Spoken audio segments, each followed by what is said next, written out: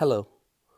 At the iPhone Photo Academy Facebook group that I'm a member of, Donna Cowell had produced a lovely tutorial showing how to create this reindeer pulling the sleigh on a night sky. And I'll show you my own take on that, how I would do it slightly differently. So, to do that, I'll use SuperimposeX app, the orange and yellow hot air balloon on the bottom of my iPad. It's pinned there because I use it so frequently. And I'll click on the plus on the bottom and I'll go to stock, which is the second choice, and I'll search for night sky.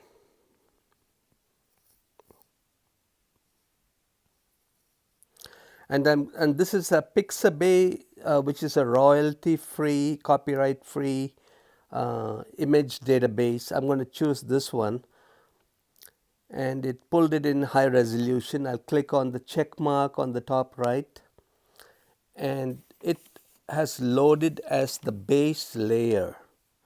And now I'm going to press the home button on my iPad and open up Safari.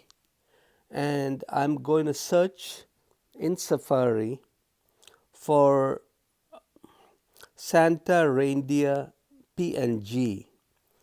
And as you can see, it's found a number of them. We want to use one that's black and white, and maybe this pingitem.com. How does this look? So if I tap on it once, it shows you the pixel resolution. It says 860 by 293.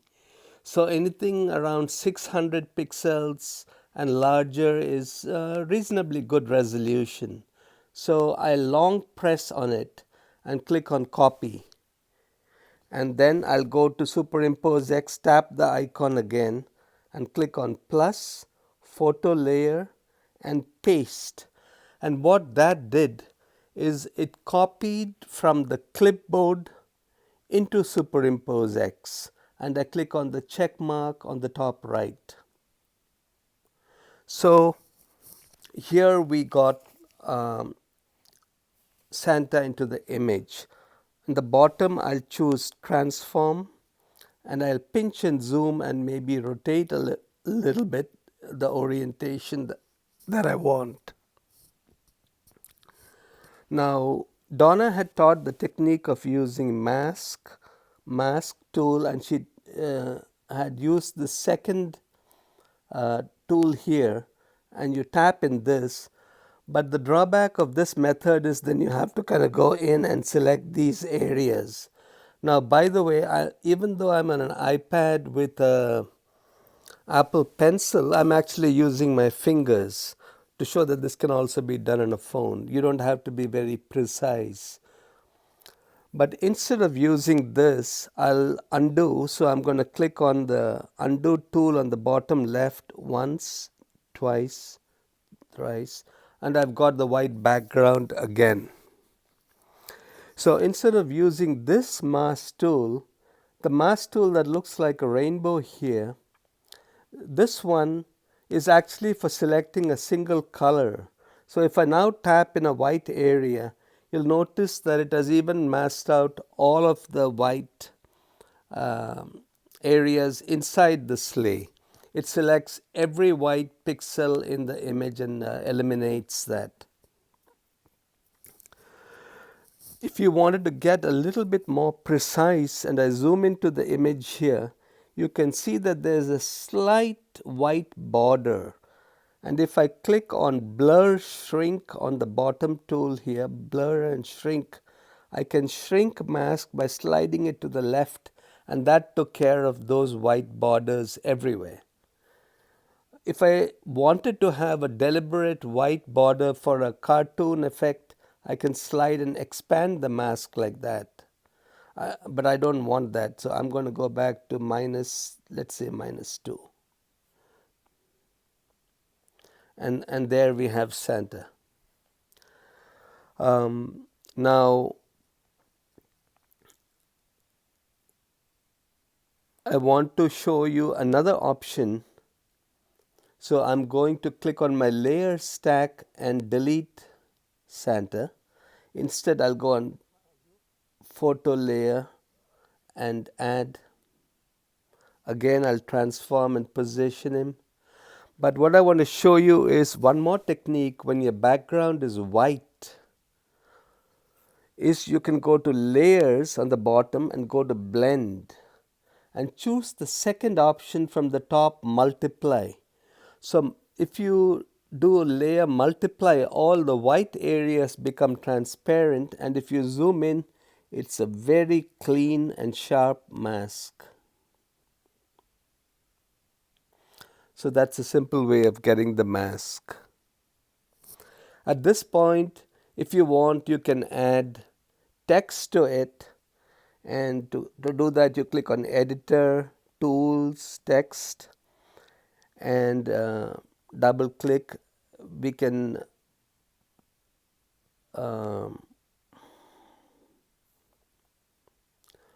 double tap to edit. I can type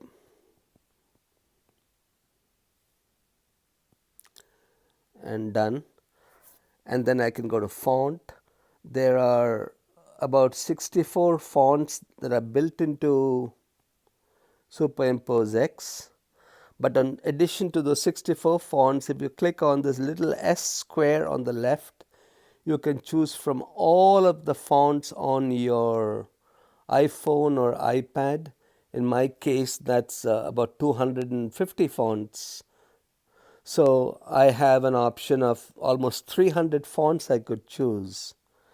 And if I choose the font, I can, if I go to basic, I can change the color to anything.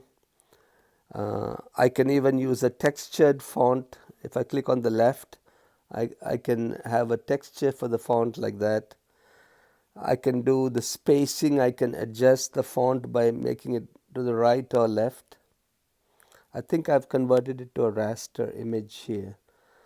And I can even add a drop shadow from the bottom right. So I'm not going to apply that. I'm going to click on X and remove the font. The reason the font was getting cut off was because I was putting it on the same layer as Santa, which is at an angle and it's a clipped one. What I should have done was created layer, add layer, empty layer, and then transform fit to canvas so you have a full thing. If you want to add text, you should have a large empty layer. Instead of adding text, if you wanted to add Merry Christmas, a ready-made one, you can go back to image search and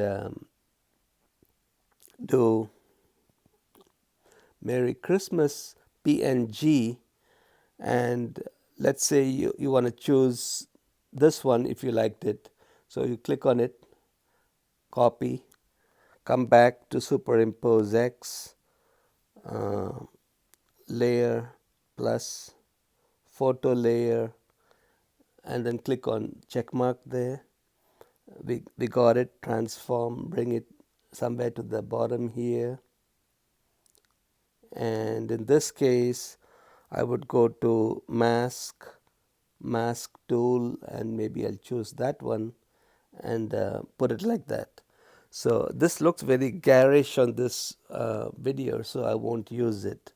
Instead, I'll go to my layers and delete the layer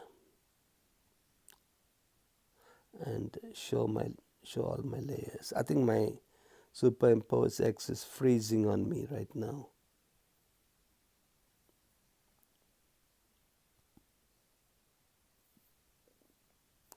Well, okay, I'll open up a previous session that I had. And once I have this is using the blend mode technique. I'm going to save it as a JPEG high quality image on my photos. Once I've done that, I will open up the other app Donna used, which was LensLight. It's this blue star thing here. Click on photos and choose from my camera roll, this one. Click on check mark on the top right, and I'll go to effects and sun collection.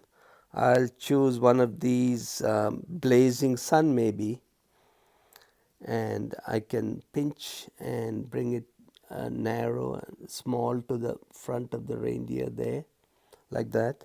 If I want to go to edit, I can reduce the artifacts. I can slide the color to a red one. I can change the scale to make it bigger or smaller, make the brightness bigger or smaller. Aspect ratio, I can make it a little bit. So there are some edit options you can have here. And once you like it, on the top right, you save to your camera roll, and there your edit is ready.